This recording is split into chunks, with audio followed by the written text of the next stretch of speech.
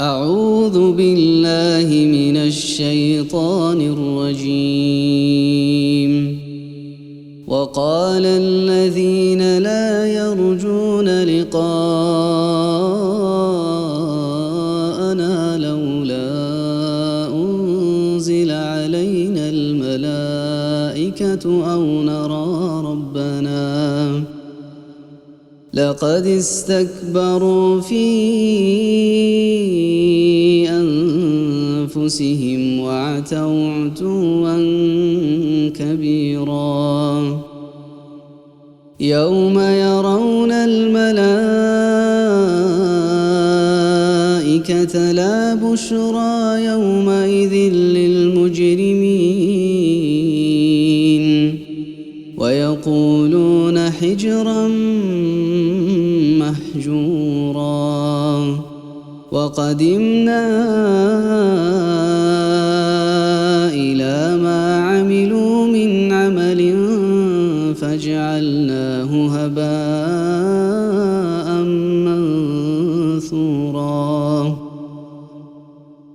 أصحاب الجنة يومئذ خير مستقرا وأحسن مقيلا.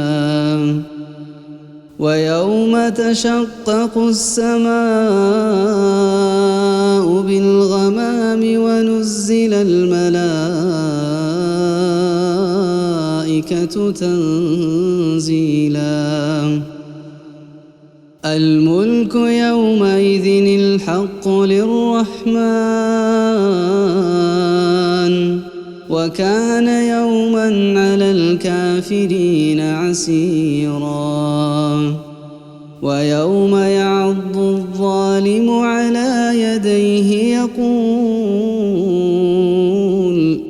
يقول يا ليتني اتخذت مع الرسول سبيلا. يا ويلتى ليتني لم أتخذ فلانا خليلا لقد أضلني عن الذكر بعد إذ جاءني وكان الشيطان للإنسان خذولا. وقال الرسول يا رب إن قوم